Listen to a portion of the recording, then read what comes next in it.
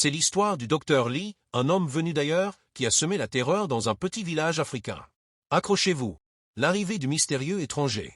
Imaginez un village isolé, perdu au cœur d'une vaste savane. Le vent souffle doucement, balayant la poussière rouge du sol. La vie est simple, rythmée par les saisons, par les traditions ancestrales. Mais un matin, tout change. Une voiture noire, brillante, fend la poussière. Elle s'arrête devant la petite clinique improvisée sous un grand baobab. En sort un homme, élégant, avec un sourire rassurant. Il s'appelle le docteur Lee. Il dit venir de loin, de Chine, pour apporter la guérison. Il a des remèdes, des médicaments et une promesse, soulager leur douleur, guérir leur maladie.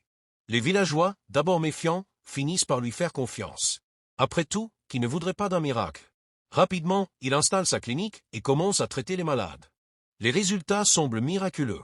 La rumeur se répand, le docteur Lee est un homme de science, un héros venu pour sauver leur communauté.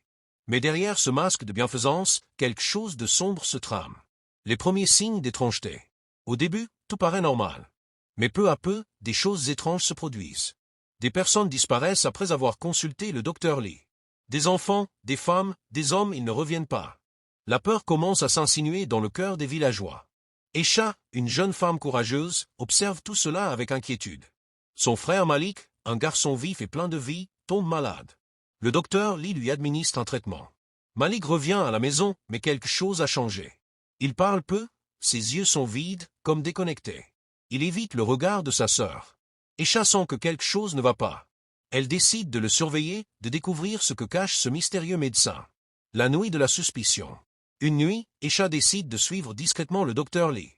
Elle le voit quitter la clinique en secret, se diriger vers une vieille cabane en lisière de forêt. Elle se cache derrière un arbre, retenue par la peur mais aussi par la curiosité. Ce qu'elle entend est effrayant, des murmures incompréhensibles, des chants gutturaux, l'odeur âcre d'encens brûlé. La cabane semble être le théâtre d'un rituel ancien, d'un secret que personne ne doit connaître.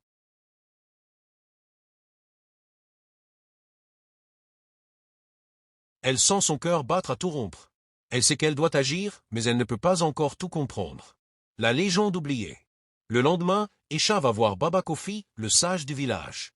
Elle lui raconte ce qu'elle a vu. L'homme, au visage buriné par le temps, écoute attentivement. Il lui parle d'une légende ancienne, oubliée depuis longtemps. Un sorcier venu d'Orient, capable de voler le sang des vivants pour augmenter ses pouvoirs. Selon la légende, il utilisait ce sang pour envoûter ses victimes, les transformant en esclaves sans volonté. Baba Kofi. Avec gravité. Ce que tu as vu, c'est peut-être l'œuvre de ce sorcier. Il revient peut-être, et il ne faut pas le laisser faire. La seule façon de le vaincre, c'est avec la lumière, pas avec l'ombre. Esha, bouleversée, comprend que le danger est bien plus grand qu'elle ne l'avait imaginé. La découverte du laboratoire. Décidée à sauver son village, Esha rassemble quelques villageois courageux.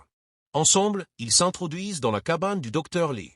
La pièce est un véritable cauchemar, des bocaux de sang humain, des symboles occultes dessinés sur les murs, un vieux grimoire posé sur un autel. L'atmosphère est lourde, oppressante. Chaque pas résonne comme un écho de malheur. Soudain, ils entendent un bruit derrière eux. Voix du docteur Lee. Menaçante. Vous n'auriez pas dû venir ici. Il apparaît, son visage déformé par une lueur rougeâtre, comme possédé par une force maléfique. Il commence une incantation, invoquant des forces obscures pour défendre son secret. La lutte contre l'obscurité. Les villageois se figent, paralysés par une force invisible. Seul Esha, avec son courage et sa foi, résiste. Elle sort un pendentif sacré que Baba Kofi lui a confié. Esha. Avec détermination. C'est fini, sorcier. La lumière est plus forte que l'ombre. Elle brandit le pendentif vers le sorcier. Une lumière éclatante envahit la pièce, comme un rayon de soleil perçant l'obscurité. Le sortilège se brise. Le docteur Lee hurle, puis se consume dans une flamme surnaturelle, disparaissant dans un dernier cri de rage. La libération. Les villageois, libérés de l'emprise du sorcier, retrouvent leur liberté. Malik, encore faible, commence à se remettre. La paix revient peu à peu dans le village. Mais Esha sait que cette victoire n'est qu'un début. Elle devient la gardienne des secrets anciens, prête à défendre son peuple contre toute menace. Épilogue, la leçon de l'ombre. Et ainsi, le village de Kambala retrouve sa quiétude. Mais dans le silence de la nuit, certains juraient encore entendre des murmures lointains comme un avertissement. Le mal peut renaître à tout moment, sous une nouvelle forme. Rappelez-vous, la lumière triomphe toujours de l'ombre, mais il faut rester vigilant.